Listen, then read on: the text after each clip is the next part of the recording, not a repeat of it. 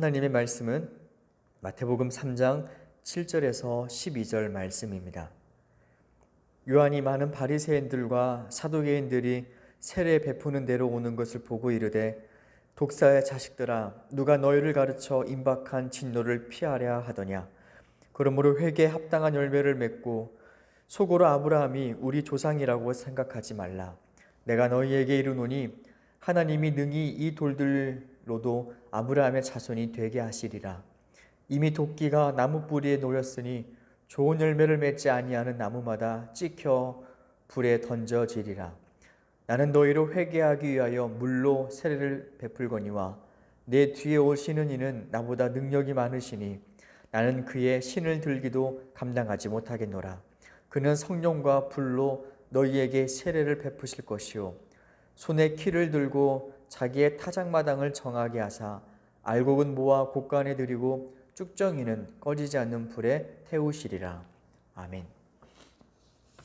여러분은 세례 요한하면 무엇이 떠오르십니까? 세례 요한하면 아마 강력한 메시지가 하나 떠오를 것입니다. 회개하라, 천국이 가까이 왔느니라. 세례 요한은 수많은 사람들에게 회개의 세례를 베풀었습니다. 세례의 의미는 옛사람을 장사 지낸다는 의미가 있습니다. 몸을 물에 잠그면서 옛사람과 죄는 물에 남겨두고 그리고 새 사람으로 거듭난다라는 의식, 바로 그것이 세례의 의미입니다. 세례 요한이 세례를 베풀 때 많은 사람들이 요한을 찾아와 자기들의 잘못을 자복하고 세례를 받았습니다. 수많은 사람들이 자신의 옛사람을 죽이고 새 사람으로 변화되고 싶다고 결단하기 위해 모여왔다라는 것이 더욱 중요한 사실입니다. 세례 요한이 그 수많은 무리를 달콤한 말로 회유한 것이 아닙니다. 거침없이 쓴 소리로 무리들을 향해 외쳤습니다. 그 메시지가 얼마나 거침이 없고 직설적이었는지 7절에서 이렇게 말씀하십니다. 독사의 자식들아, 누가 너희를 가르쳐 임박한 진노를 피하려 하더냐. 그러므로 회개에 합당한 열매를 맺고 속으로 아브라함이 우리 조상이라 생각하지 말라. 이 독사의 자식이라는 표현은 바꾸어 말하면 사탄의 자식들과도 같은 의미입니다. 아마 요즘에 이런 설교를 하면 대다수 사람들은 기분 나빠 교회를 오지 않을 수도 있습니다. 사람들은 자신들을 의인처럼 대해주기를 원합니다. 그리고 내가 힘들고 아프니까 하나님의 위로를 주세요. 어떻게 하면 하나님께 복을 받을 수 있는지 들려주세요. 이런 메시지를 듣기 원합니다. 그래서 어쩌면 기독교에는 점점 회개할 모습들은 넘쳐나는데 회개의 메시지는 찾아보기 힘들어지고 있는지도 모릅니다. 그러나 우리가 생각해 볼 것은 사람들이 정말 위로와 복에 대한 설교를 듣고 싶어 할까? 이 생각이 어쩌면 틀릴지도 모른다는 사실입니다. 세례 요한에게 많은 사람이 몰려온 이유는 죄를 일상화처럼 살고 있는 자신들의 죄가 무엇이고 그 삶의 결국이 무엇인지 세례 요한으로부터 분명한 진단과 판결을 들었을 때 오히려 더욱더 많은 사람들이 세례 요한에게 모여왔다라는 것입니다. 세례 요한이 외칩니다. 여러분들 모두 회개해야 합니다. 행실을 돌이키고 회개를 고치지 않으면 당신들은 꺼지지 않는 불에 심판받게 될 것입니다. 회중들은 자신을 꾸짖고 있는 이 메시지 앞에 회개하고 돌아옵니다. 그동안 말라기 선지자 이후로 무려 430년 동안 아무도 자신들에게 말씀의 회초리를 들고 회개하라 타일러준 선지자가 없었습니다. 마치 부모 없는 아이들처럼 430년간 방치가 되었던 것입니다. 그래서 이 세례 요한의 메시지를 들을 때 오히려 불쾌하고 기분 나빠하기보다는 자신들의 모습을 깨닫고 죄를 깨닫고 하나님께 돌아와 살 수 있는 생명과 희망을 갈구했던 것입니다. 그렇다고 세례 요한의 메시지를 듣고 있었던 이 사람들의 죄가 엄청 대단한 죄였던 것은 또 아닙니다. 누가복음 3장에 보면 세례 요한이 시작했던 이들의 죄가 무엇인지 기록되어 있습니다. 누가복음 3장 10절에 무리가 물어 이르되 그러면 우리가 무엇을 하리이까? 옷 2번 있는 자는 옷 없는 자에게 나눠줄 것이요 먹을 것이 있는 자도 그렇게 할 것이니라. 세리가 묻되 우리는 무엇을 하리이까? 부가 된 것 외에는 거두지 말라. 군인들도 묻되 우리는 무엇을 하리이까? 사람들에게서 강탈하지 말고 거짓으로 고발하지 말고 받는 급료를 족한 줄로 알라. 이들의 죄는 고작 옷을 나누지 않았고 먹을 것을 나누지 않았고 그리고 좀 더 갖고자 했던 탐욕을 부렸다는 것입니다. 우리가 생각할 때 그런 것까지 회개해야 하나, 그런 죄쯤 회개 안 해도 돼라고 생각하는 너무나 일상적이고 우리가 흔히 볼 수 있는 죄입니다. 그런데 그것이 죄였음을 세례 요한이 선포할 때 많은 사람들이 그 사실을 깨닫습니다. 이게 죄였구나, 이게 탐심이었구나, 이게 하나님과 나의 거리를 그렇게 멀게 만들었던 것이었구나. 그리고 세례 요한 앞에 돌아와서 자신의 죄를 자복하고 회개하며 다짐하고 세례를 받았습니다. 그런 마음에 성령님께서 함께 하셨습니다. 우리도 이 생각을 해야 합니다. 지금 현재 나를 꾸짖어줄 가르침이 있는가? 지금 내 삶이 제대로 가고 있는지 말씀을 해줄 수 있는 영적인 부모가 나에게 있는가? 그리고 무엇보다 이 하나님의 말씀, 돌이키라는 말씀이 내 마음과 귀에는 들리고 있는가? 비록 들을 때는 씁쓸하고 좋지는 않아도 그러나 그 말씀이야말로 우리를 진짜로 살리는 생명입니다.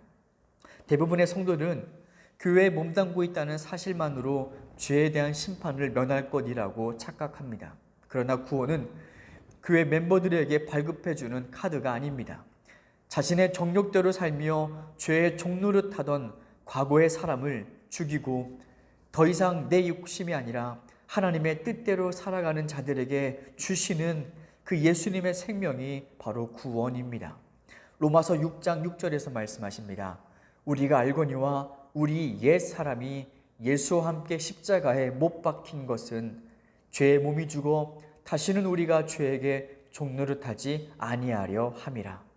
우리가 세례받고 거듭날 때 우리의 죄의 몸은 이미 죽고 죄의 종노릇은 끝났다고 말씀하십니다.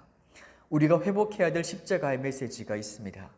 우리는 십자가의 은혜가 너무나 크기에 이까짓 거의 죄쯤은 달고 다녀도 좋다고 생각할 때가 많습니다. 그러나 그렇지 않습니다. 십자가의 은혜는 우리가 평생 동안 살면서 지은 모든 죄를 덮고 남을 뿐 아니라 온 인류가 범했던 모든 죄보다 더 크고 무한한 것이 십자가의 은혜인 것은 틀림없는 사실이지만, 그러나 사람들이 놓치고 있는 것은 우리가 죄에 대해 너무 가볍게 생각하고 있다, 회개를 잊고 산다라는 것입니다. 그래서 우리의 삶에 변화가 나타나지 않습니다. 죄가 항상 따라다니니까 그 죄를 끊어내는 삶의 변화가 없는 것입니다. 그러나 십자가는 단 하나의 눈곱만큼의 죄도 용납하지 않습니다. 성령님께서 우리에게 일러주시는 죄에 대한 치열한 갈등과 고민과 그리고 그 죄를 끊어내기 위한 간절한 마음이 없다면 우리 안에 예수의 생명과 성령님이 함께하지 않고 있다는 증거입니다. 기독교의 구원은 우리를 도덕적으로 율법적으로 완전한 사람을 만들려고 하는 것이 아닙니다. 그것은 물과 성령으로 거듭난 사람들의 삶의 결과이지 목적이 될 수는 없습니다. 어떤 사람은 더 변화된 삶의 모습을 띌 수 있고요.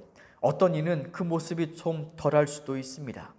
각각 개인마다 살아간 영적인 성숙의 거리는 다를지도 모릅니다. 그러나 분명한 것은 하나님의 복음으로 구원받고 십자가의 은혜로 새롭게 거듭난 사람들은 죄에 대한 공통적인 몸부림과 그 다음에 죄를 이기려고 하는 삶의 방향성은 모두에게 동일하게 나타나고 있다는 사실입니다.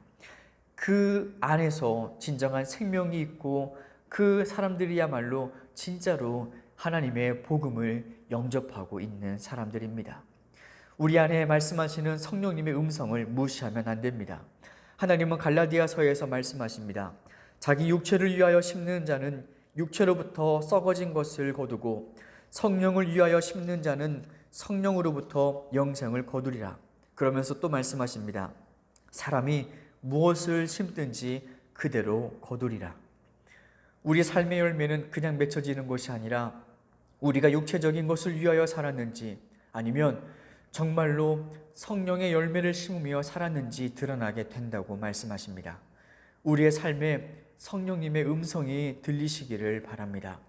회개하라, 천국이 가까이 왔느니라. 성령님이 이 말씀을 우리에게 들려주실 때 각자 회개해야 될 일들은 다를 것입니다. 어떤 이는 욕심에 관한 것이고, 어떤 이는 미움에 관한 것이고, 어떤 이는 탐욕에 관한 것이고, 혹은 개인적인 은밀한 것일 수도 있습니다. 각각 그 모습과 크기는 다르지만, 그러나 성령님이 그 안에 살아계시는 사람들이라면 그 성령의 음성이 들려올 때 그것에서 돌이키고자 하는 몸부림과 그 죄를 끊어내기 위한 갈망이 우리 안에 시작된다는 것입니다. 각자의 성령의 음성을 들으시고 우리 안에 그렇게 하나님의 사람의 증거가 나타날 수 있는 우리 모두가 되었으면 좋겠습니다. 기도하겠습니다. 하나님, 우리가 너무나 죄를 하찮게 여겼습니다. 일상적인 죄의 습관화를 살아가면서도 그것을 왜 끊어내야 되는지, 그것이 죄인지도 알지 못하고 익숙한 채 살았습니다.